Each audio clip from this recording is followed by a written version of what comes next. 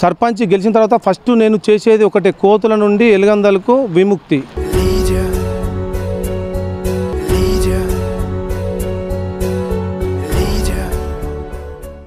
Hi hello నమస్తే, నేను మీ Shravani. Welcome to Maitri channel.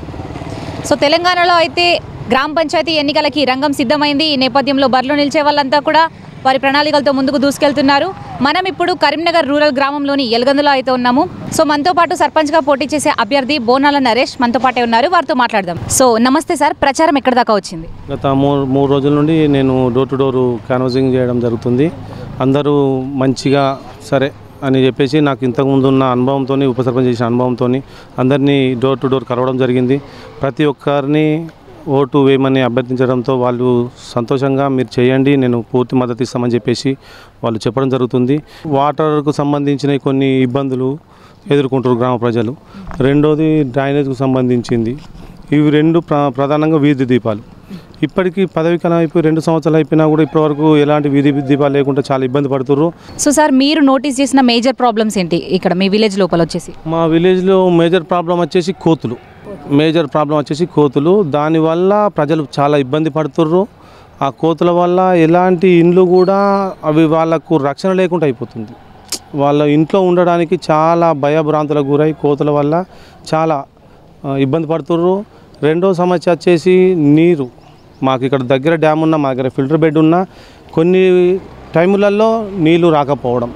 రెండోది ఏముందంటే వీధి దీపాలు. ఇప్పుడు నేను నైటు ప్రచారానికి సాయంత్రం పూట వెళ్ళినప్పుడు కొన్ని ఏరియాలో వీధి దీపాలు కూడా లేవు.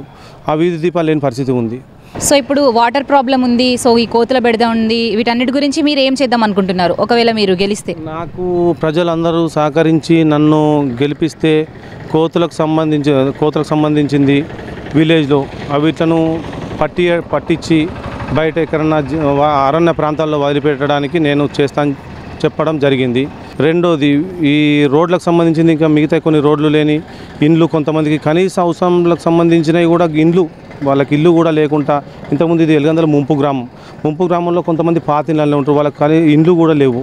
వాళ్ళ పరిస్థితి ఏంటంటే ఇటు కోతులు, ఇటు ప్లస్ వీధి దీపాలు లేక, నీళ్లు లేక చాలా ఇబ్బందికి గురవుతారు. సో సార్, లాస్ట్ క్వశ్చన్, మీరు ఇప్పుడు మీ పరిధిలో ప్రజలు ఉన్నారు కదా, వాళ్ళందరూ మీకు ఓటేయడానికి మీరేం చెప్తారు? అంటే చాలామంది అభ్యర్థులు ఉన్నారు, సో నాకెందుకు ఓటేయాలి అంటే మీరేం చెప్పుకుంటారు? నాకెందుకు ఓటేయాలంటే ఇప్పటి వరకు ఉన్న కొంతమందికి వృద్ధురాళ్లకు కూడా ఇప్పటివరకు పెన్షన్ లేదు.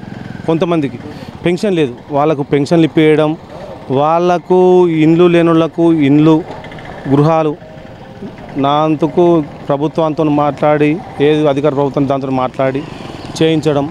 రెండోది వచ్చేసి వాళ్ళ కనీస అవసరాలు, ప్రజలు అడిగేది కనీస అవసరాలు, వీధి దీపాలు, నీరు, డ్రైనేజ్, ఇవి మూడు చేస్తే వాళ్ళు సంతోషపడతారు.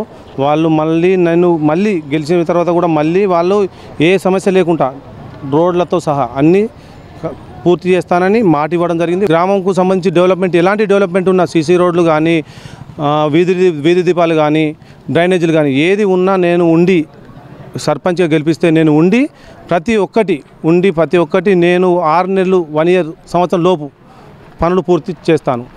సర్పంచ్ గెలిచిన తర్వాత ఫస్ట్ నేను చేసేది ఒకటే, కోతుల నుండి ఎలుగందలకు విముక్తి. కోతుల బెడద ఎలాంటిది లేకుండా నేను చేస్తాను. ప్రభుత్వ పథకాలు ఎలాంటివి రావాలన్నా ఎవరైతే అర్హులు ఉంటారో వాళ్లకు ఇంట్లో బిడ్డలాగా, ఒక అక్కకు తమ్ముళ్లాగా, ఒక అన్నకు తమ్ముళ్లాగా, ఒక అవ్వకు కొడుకులాగా ప్రతి విషయం చేస్తాను.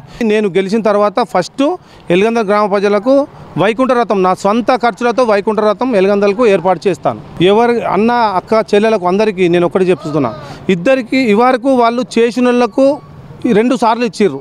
ఇప్పుడు ఒక్కసారి కొత్తగా నాకు ప్రాధాన్యత ఇవ్వండి. ఆ ప్రాధాన్యత మీరు నాకు ఇచ్చిన తర్వాత మీకు నేను ఒక కొడుకులాగా ప్రతి సమస్యకు సంబంధిత అధికారుల దగ్గర తీసుకెళ్ళి నేను వీటికి కంప్లీట్ చేసి నేను నా మాట నిలబెట్టుకుంటానని నేను గ్రామ ప్రజలకు తెలియజేస్తున్నాను. ఒక్కసారి రాజకీయంలోకి ఇవారు గతంలో ఉప సర్పంచ్ చేసిన అనుభవం ఉంది, దానికి సంబంధించిన అనుభవం ఉంది కాబట్టి ఎలుగందలో ఎలాంటి ఇబ్బందులకు గురవుతారు, దానికి సంబంధించిన బాధలేంది, ప్రతి అక్కకు బాధలేముంది, పెన్షన్లకు సంబంధించింది కానీ, ఇండ్లకు సంబంధించింది కానీ ప్రతిదీ నేను ఉన్నతాధికారుల దగ్గర తీసుకుపోయి ఉండి చేయిస్తా. ఇది నేను నా గ్రామ ప్రజలకు విన్నపంగా తెలియజేస్తున్నాను. నాకు ఒక్కసారికి ఇవ్వండి. ప్రస్తుతం మనం ఇదే గ్రామానికి చెందిన కొందరు గ్రామస్తులతో పాటే ఉన్నాము. సో వారితో మాట్లాడదాము. సో మీరు ఎవరికి సపోర్ట్ చేద్దాం అనుకుంటున్నారు? అదే ఇప్పుడు యువ క్యాండిడేట్కి ఏమైనా కొత్త క్యాండిడేట్ యూత్ వాళ్ళు ఎవరు పార్టిసిపేట్ చేస్తే వాళ్ళకి సపోర్ట్ చేద్దామని మీరు అనుకుంటున్నారు. రేపు ఇంకో రోజు ఉంది కదా, నెక్స్ట్ ఏ రోజు ఎవరైతే ఉన్నారో వేయడానికి ముందుకు వస్తున్నారు యువత, వాళ్ళకు ముందుగా ప్రోత్సాహం చేద్దాం, యువత అనేది ఉండాలని మా. సో మనతో పాటు ఇంకొంతమంది ఉన్నారు.